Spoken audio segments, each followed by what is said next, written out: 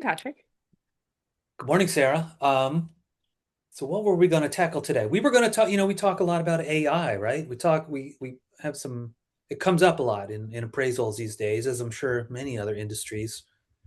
But I just wanted, I realized that I'm using, we have this really powerful AI tool, and I realized that, I think I'm going to recommend that everyone use it. And I don't even think people need to disclose it in their scope of work. So I'm going to demonstrate what I'm talking about. This really powerful form of AI. Um, it's an outline. It's an outline. That's the artificial intelligence. You make an outline, it does some work for you. It makes you seem artificially intelligent. So that's use the outline. A very old form of AI, predates the Exactly. Yeah. computer era.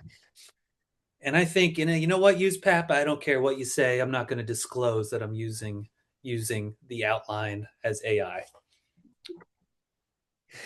I think under the new advisory opinion 41, this would fall into the category of things you don't need to disclose.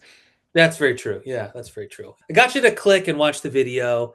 I know what you're thinking, but it's just an outline. That's that to me, I feel like using an outline qualifies as artificial intelligence because it's clearly adding something intelligent to something that lacks it, you know. Um, And it saves you time by being able to plug into this framework. Big time saver, this form of AI. I think this outline, if you use it when you write your market analyses, I think it'll make it a lot easier. And I think it's there's guidance out there, there's programs and webinars on doing market analyses, and I think it swings back and forth between people doing very detailed ones and people doing very very bare bones ones, and I think this helps land right in the middle in a way that I'm very comfortable with. Um, but that's what I'm here to talk about. Market analysis. Um, yeah, and I mean, what is a market analysis? You really just kind of, I mean, it's an essay, I suppose, a narrative. Um, you're just examining the market. What's the structure of the market, the appropriate market, right? And I think most people conceive of this as going from general to specific. What do we mean by that? We'll kind of go through that, and touching on both auction and retail. Um, and But there's things before even looking at the outline proper. There's other things you can do, kind of in the background, maybe a daily basis or a weekly basis, or semi-frequent basis, to kind of prepare. And that would be, as an appraiser, you want to, keep some notes year round, on the market in a macro sense. Look at in the material that's available for free. There's annual reports. There's the Art Basel report. ArtNet does a free report or two every year. Art Price, Art Tactic, different places, insurance companies, etc. sometimes do them. Um, Definitely look at those when they come out, and they're usually free. Um, and then also, I mean, there's constant activity. I mean, obviously, you can read ArtNet and Art News and Wall Street Journal and stuff will have relevant articles all the time. But when you really want to look at those after, like, big market events, after the fall season of auctions, spring season of auctions, after major fairs, right? After the bigger fairs, there's always, they're always looking for, ways to fill up, ways to spend ink on in art journalism. And I think that's, there's going to be a ton of free material, is what I'm driving at. Mhm. And you are the king of the market analysis essay here at Artifactual History Appraisal, and you do a great job keeping on top of all that all through the year. Thank you. I enjoy it. Yeah, it's nice to keep on top of that stuff. And another thing, obviously very important is to goes along with this. I think, cultivate your network. Try and keep. have some people that you might be able to um, ask stuff to. Um, but I can't. I guess okay. So moving on, I think I'm turning to the market analysis, writing it usually after some other things are done. It's not the first thing that I do on an assignment, right? It's one of the last things actually, right? So before that, we're doing all the inspection and research and stuff, fully identifying the subject works and doing most, if not all, of the comparable research. Although I think there's some ways when if you're doing fresh market analyses that could inform your comparable research, but I think probably vice versa is more true. I think it's better to try and dig down and find some comps first before you sort of drill down. But maybe before you drill down on them and choose the final ones, maybe at least just kind of try and find a broad array as possible of them as you can. Um, and then for the market analysis, I mean, you could be rewriting. A lot of people just recycle the same market analysis from report to report. They'll be saying, "Oh, I only do contemporary art," so they're just updating their market analysis once or twice a year. But we don't really do that. I mean, we kind of recycle paragraphs, but not the whole entire thing. Um, because it's always changing. Market's always changing. But that's some of the background work you want to do. You want to at least identify subject work, at least do some comparable research before actually writing the market analysis. Um, and then I would say you move on to before getting into the outline proper. You know, the kind of stuff that you want to tackle is you want to look at the artist market broadly, look at those auction records on ArtNet, auction websites, but also obviously look at the galleries. What other artists is the gallery dealing with? Speak to someone at the gallery if you can. Um, and look at artsy, look at all that stuff, all those possible little details. um, and then maybe move on, look at the sort of subcategory, right? So if you're looking at the market broadly, you're probably looking at, say, if you're appraising a Christo, you'd be looking at, in a broad sense, post-war and contemporary art, or um, but maybe you want to drill down and do, maybe you're just appraising Andy Warhol, so maybe you want to look at just pop art, right? Um, and maybe some peers too, maybe like Liechtenstein, etc., Robert Indiana, whoever, Tom Wesselman, um, you know, and then you want to look at the different types of works that the artist makes. Like if you're appraising a sculpture, you want to focus on the sculpture, but maybe they do paintings and works on paper. Maybe they do some oil painting and some uh, mixed media stuff. Um, so you want to be conscious of all that.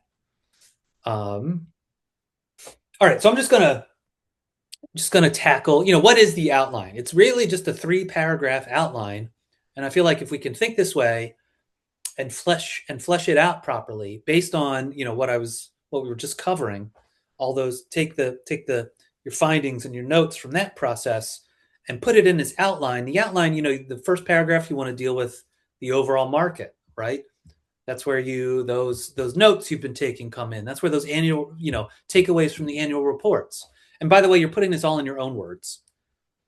Nothing anyone hates more than just seeing long quotations, which is, we're not doing our PhD here. Let's just put it in our own words. Um, so that's paragraph 1. Like the overall market, what happened this past auction season or the past year or two. What happened at the fairs. Paragraph 2 is a subcategory. What happened, what's going on with pop art as a whole. If you're praising Warhol, for example, what else is going on in the um, Tom Wesselman, I think, is getting a new catalog raisonné or something. I saw the Wildenstein Plattner Institute is doing something with regard to Wesselman. What's some of the news going on? Or who are these this genre as a whole, is that, how is that faring? Is it in style, out of style? Do young collectors like it? Do old collectors like it? Who, do young collectors not like it? Um, and then the third paragraph, that's the second paragraph, the subcategory. And then the third paragraph is, move on to the specific artist, talk about their auction records. What's their all-time auction record? What's at the top of their market? What is the top record for the different types of works that they do? What's the top work on paper, the top prints, or whatever? And then again, going from general to specific, then keep going. What happens underneath that top level? Is there a broad array of works in the middle category? Or say someone like Christo, again, to go back to that example, tons and tons of, he's got the original drawings, he's got his, public installations, he's got his, those aren't transacting, but in the market, there's his original preparatory drawings, but then there's a ton of, reproductions of those preparatory drawings, and even ones that are like signed, like there's a lot of them that are signed. He always made a point, I think, of doing a lot of that. But that's a very low end stuff, really. There's so many of those, some the ones that aren't, unique. It's a pretty broad array of those type of prints and sort of posters. So that's what you're trying to do. You're trying to go from general to specific, you know, start broad and then get to the place where your comps are, right? Where your comps are sitting in the market, maybe it's a high end work, and that's where you want to focus most of your energy, but you still want to kind of characterize, at least briefly, the middle and low end. I think, just to be completist, I think that's necessary. Um, and you know that's how I would approach an outline for sort of an art object. Paragraph one, the overall market. Paragraph B, the subcategory. Paragraph C, the artist. But it might change if you're looking at decorative arts or something else. Do you want to cover that, Sarah? Maybe how that would. Yeah, I'll expand it for the generalist side of things. And I will also say that, and we've covered this in some of our previous videos, but the reader to keep in mind of who's going to be reading this, magical AI outline market analysis essay is someone who may not know the market. That's kind of the whole point. We're explaining the market to the reader. So Yeah. while we like our fancy vocabulary here at Art of Actual History Appraisal, it's important to keep in mind that the goal is to explain the concepts of the market and the artist or the object category in a way that someone who isn't an appraiser can understand. It's an educational goal. So just so, this is not the PhD dissertation with the jargon. And if you are going to use jargon, you get to define it and have it in the glossary in the appraisal report. So, the goal here is to make what may be opaque clear to the reader. So just in terms of style of writing, something to keep in mind. And yeah, for the other object categories, it follows very much what you've already described for fine art, but a little bit different in some cases where you may not have a known maker. If it's a piece of furniture and say it's a Philadelphia Chippendale tea table, you're going to be writing about the market for Philadelphia furniture, period furniture, Philadelphia tea tables. Sometimes you actually do know who the maker is for a Philadelphia Chippendale tea table. And in that case, you talk about that. That would be really important to talk about in a way that's similar to what you just outlined with the artists.